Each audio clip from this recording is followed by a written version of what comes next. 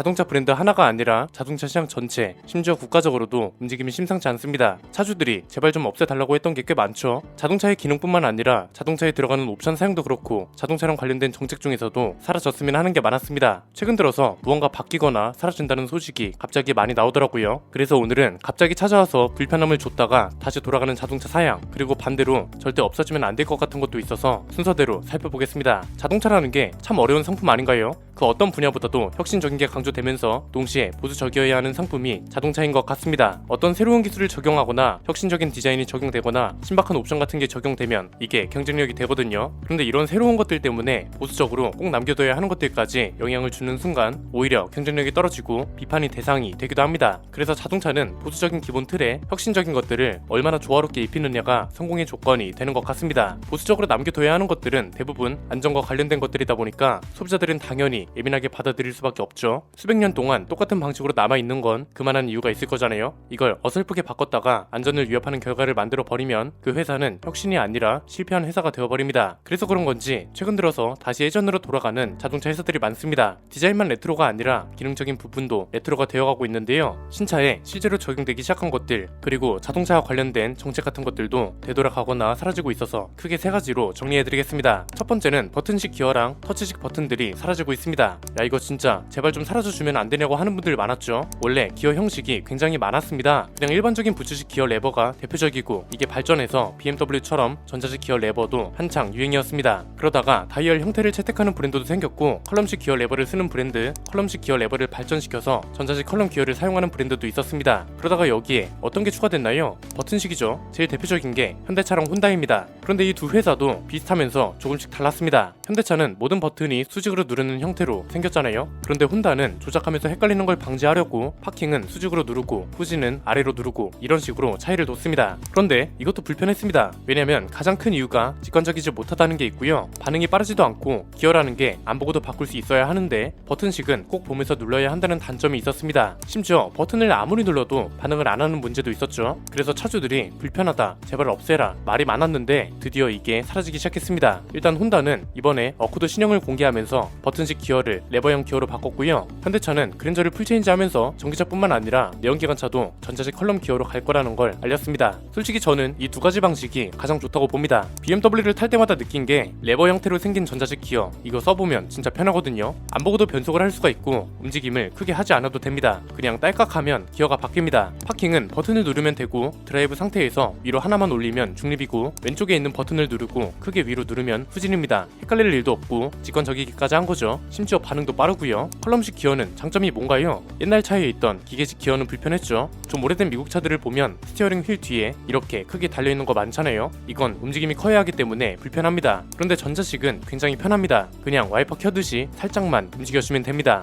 컬럼식 기어를 쓰던 분들, 특히 벤츠를 타던 분들이 여기서 못 벗어나는 이유가 굳이 눈을 아래로 내리지 않아도 기어 레버가 보인다는 것도 굉장히 큰 장점입니다. 약간 헤드업 디스플레이의 장점하고 비슷하다고 생각하면 됩니다. 모든 회사들이 돌고 돌아서 결국 부츠 형태의 전자식 레버랑 전자식 컬럼 기어로 돌아가고 있다는 걸 알 수 있는 소식이죠. 또 하나는 터치식 버튼입니다. 멋있고 직관적이라고 할 때는 언제고 이제는 물리적 버튼으로 다시 돌아가기 시작했습니다. 제일 대표적인 게 폭스바겐입니다. 아이디랑 골프 같은 신차에 햅틱 기능이 들어간 터치식 버튼이 적용됐거든요. 그런데 이게 옆에 있는 버튼을 실수로 잘못 누르는 경우가 많고 주행 도중에는 버튼의 위치를 정확하게 알 수 없어서 사고를 유발하기도 한다는 거죠. 그래서 폭스바겐은 앞으로 출시하는 모든 신차에 물리적 버튼을 적용하기로 결정했습니다. 현행 모델이 터치식이라면 다음 모델은 모두 물리적 버튼이 들어갈 겁니다. 관련 실험도 있잖아요. 스웨덴의 한 자동차 전문지가 시속 110km로 주행하면서 열선 시트 켜기, 에어컨 온도 2도 올리기, 라디오 주파수 조정하기, 이렇게 세 가지 행동을 하는 실험을 진행했습니다. 터치식 버튼이 물리적 버튼보다 적게는 2배, 많게는 4배나 더 오래 걸렸다고 합니다. 물리적 버튼을 적용한 볼보 C40은 13.7초가 걸렸는데 터치식 버튼을 적용한 폭스바겐 ID3는 25.7초, BMW iX는 무려 30.4초나 걸렸습니다. 시간이 많이 걸렸다는 건 그만큼 시선을 오래 뺏겼다는 거잖아요. 이건 진짜 제조사들이 결정을 잘했다고 봅니다. 그래서 저는 현행 모델을 사는 것보다 다음 세대나 아니라 다음 세대의 페이스리프트 모델을 사는 게 가장 안정적일 수 있다고 봅니다. 현행 모델들이 대부분 터치식 버튼뿐만 아니라 디스플레이형 센터 페이지 같은 단점이라 불리는 모든 것들을 갖추고 있거든요. 어떻게 보면 실험적으로 이런 걸 적용한 거라서 다음 세대는 이런 단점을 보완해서 최적의 비율로 나올 가능성이 높습니다. 물리적 버튼이 필요한 건 남겨두고 디스플레이나 터치식으로 뺄 건 빼고 이런 합의점을 찾고 있는 시기라서 다음 세대를 기다리는 것도 나쁘지 않을 것 같습니다. 두 번째는 방금 봤던 거랑은 반대로 제발 그냥 좀 놔뒀으면 하는 건데요. 브레이크가 전동화 될 거라는 이야기가 나오고 있습니다.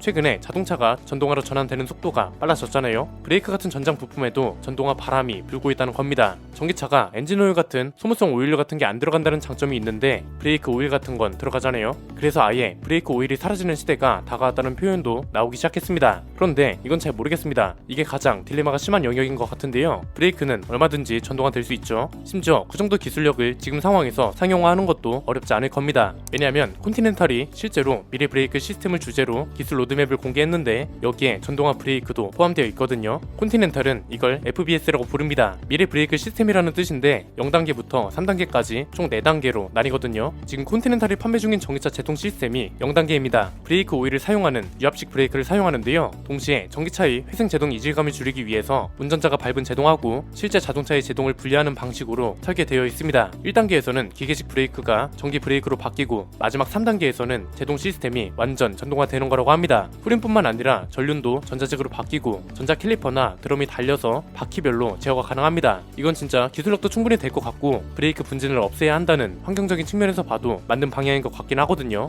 그런데 브레이크는 마지막까지 가장 직관적인 기계식으로 남아야 하는 장치라는 생각도 같이 공존하고 있어서 이걸 굳이 전자식으로 바꿔야 하는지는 의문입니다. 전자장비 오류는 너무 흔합니다. 차 타고 다니다가 디스플레이가 먹통이 되거나 애플 카플레이가 연결이 안 되거나 하는 문제 한 번쯤은 경험해 보셨을 겁니다. 그만큼 흔한 게 전자장비 오류고 그냥 우리가 쓰는 컴퓨터도 얼마나 오류가 많나요? 1년에 한두 번쯤은 강제 종료를 해본 적이 있을 겁니다. 그런데 브레이크는 안전을 위한 장치 중에서도 1순위잖아요. 이런 장치를 우리가 많은 전자장비로 빼버린다? 분진 없는 브레이크는 굳이 전자식이 아니더라도 대안이 충분히 있을 수 있거든요. 당장 포르쉐도 분진 없는 브레이크를 개발했잖아요. 표면 코팅 브레이크 시스템이라고 해서 PS12라고 부릅니다. 이게 지금은 비쌉니다. 400만 원이나 하거든요. 3세대 카이엔부터 이 옵션을 적용할 수 있는데요. 지금은 이게 포르쉐밖에 없기 때문에 비싼 거고 비슷한 방향으로 다른 자동차 브랜드나 브레이크 업체가 개발을 한다면 충분히 공급도 많아지고 수요도 많아질 거라고 봅니다. 왜냐면 이미 타이어랑 브레이크 분진을 규제하겠다는 발표가 나왔거든요. 지난번에 미세먼지는 배출가스가 아니라 타이어랑 브레이크 분진이 문제고 실제 데이터도 그렇기 때문에 미세먼지를 줄이기 위해서는 타이어와 브레이크 분진을 줄여야 한다고 지적을 했습니다. 그런데 대안을 가지고 온 다음에 그런 소리를 하라는 분들도 꽤 있더라고요. 이미 포르쉐가 대안의 방향성을 제시했고 실제로 타이어랑 브레이크 분진을 규제하겠다는 발표도 나왔습니다. 유로7 규제 내용 중에 있는 건데 배출가스를 더 이상 줄이지 못하겠다면 타이어랑 브레이크 패드에서 발생하는 분진도 줄이라 이겁니다. 그래서 브레이크는 이런 방향으로 개발과 논의가 이루어져야지 전자식으로 바뀌는 건 글쎄요. 기술력은 될 수 있겠지만 그렇다고 이걸 굳이 바꿔야 하는지는 모르겠습니다. 세 번째는 개별 소비세입니다. 자동차 개소세가 사라져야 하는 이유는 지난번에 관련 영상에서 다뤄드렸으니까 여기서 자세한 내용을 봐주시면 될 것 같고요. 오늘 영상에선 최근에 나오고 있는 이야기만 간단하게 정리해드리겠습니다. 지금 개소세가 3.5%잖아요. 이게 코로나 사태 이후에 정부가 일시적으로 인하를 해서 그런 겁니다. 인하 기간이 올해 종료될 거고 1월 1일부터 차를 인도받는 분들은 개소세 5%를 내야 합니다. GV80 같이 비싼 차들은 세금만 1,200만 원 정도가 나가는 겁니다. 기준도 너무 낡았고 지금은 대기 기간도 너무 쌓여 있습니다. 계약일 기준이면 모르겠는데 출고일이나 등록일 기준으로 세금을 내야 하다 보니까 내 의지랑 상관없이 밀려나는 대기 기간 때문에 돈을 더 내야 하고 이것 때문에 논란이 생기고 있는 겁니다. 이걸 또 내리자니 그럴 거면 아예 없애라는 의견이 지배적이거든요. 그래서 이걸 실제로 한국자동차산업협회에서 제안을 했다고 합니다. 기획재정부 같은 관계부처에 신차 개소세 인하 기간을 더 연장해달라는 건의를 한 건데 정부는 2년 동안 인하 조치를 이어왔기 때문에 이제는 한번 쉬어가야 한다는 입장입니다. 그러니까 개소세를 인하한다는 것 자체가 뭔가 어려운 시기에 약간의 이벤트성으로 발표를 해야 하는데 이미 2년 동안 해왔기 때문에 지금 인하 기간을 연장한다고 해서 이 효과를 체감할 수 있겠냐 이거죠. 하도 논란이 된 지 오래돼서 국회에서도 관련 법안이 나왔습니다. 개소세는 이제는 폐지해야 한다는 건데 자동차 자체가 사치포머러스의 과세 목적을 이뤘기 때문에 폐지해야 한다는 겁니다. 최근에 사라지고 있는 것들, 사라져야 한다고 이야기가 나오는 것들이 여러 가지가 있어서 관련 내용을 정리해봤습니다. 여러분 생각은 어떠신가요? 오늘 내용은 여기까지입니다. 내용이 유익하셨다면 구독과 좋아요 알림 설정 부탁드립니다. 저는 김승현 안PD의 스포일러 안PD였습니다. 감사합니다.